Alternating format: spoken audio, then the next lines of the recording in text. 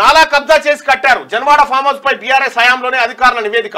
బుల్కాపూర్ నాలాపైనే ప్రధాన gate, buffer zone లో ప్రహరీ గోడ 13 గుంటలు. నివేదికను తొక్కిపెట్టిన నాటి ప్రభుత్వం ఫామ్ హౌస్ పరిశీలనకు హైడ్రా అధికారులు. కబ్జాలో ఉన్న విద్యా సంస్థలకు టైం ఇస్తాం, ఆలోగా యాజమాన్యాలే ఆక్రమణలను తొలగించాలి, లేని పక్షంలో సెలవుల్లో మేము చర్యలు తీసుకుంటాం. ఇంకా సెలవులు ఎందుకు ఇస్తారా? కొత్త కోచింగ్ అని పెడతారు. ఇంకోటి పేదల ఇల్లు చిన్న గృహాలను కూల్చబోం రంగనాథ్. హైడ్రా ముందుకు వేల సంఖ్యలో ఫిర్యాదులు. ఫాక్స్ సాగర్ ను పరిశీలించిన కమిషనర్ రంగనాథ్ బుల్కాపూర్ నాలాను ఆక్రమించి జన్వాడ ఫామ్ హౌస్ నిర్మించారన్న ఆరోపణలో వాస్తవం ఉన్నట్లు వెల్లడైంది. అది సాక్షాత్ బీఆర్ఎస్ హయాంలోనే తెలిసింది.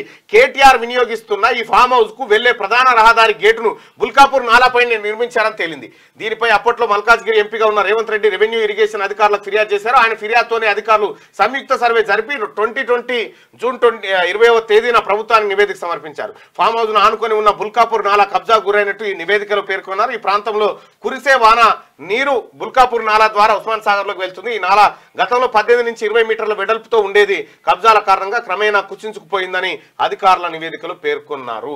అలాగే ఈ నాలకు 2 వైపులా 9 మీటర్ల చొప్పున బఫర్ జోన్ ఉంటుందని, ఈ లెక్కలు చూస్తే ఫామ్ హౌస్ లోపల సుమారు 13 గుంటల స్థలం బఫర్ జోన్ లోనే ఉందని పేర్కొన్నారు. ఫామ్ హౌస్ లో ప్రహరీ గోడను నాలాతో పాటు బఫర్ జోన్ లో నిర్మించారని నివేదికలో స్పష్టం చేశారు. ఇగో ఇది కేటీఆర్ ఫామ్ హౌస్ జన్వాడ. అందరికీ శరార్థులు. పెన్నుతో మీకు మంచి సోపతుందా? తెలంగాణ యాసలో ముచ్చట్లు రాయడం మీకు తెలుసా? మీలాంటోళ్ళని ఎత్తుకుతుంది మా క్యూ న్యూస్. మరి ఆలస్యం చేయకుండా మాకు ఫోన్ చేయండి. 8688892608. లైక్ చేయండి.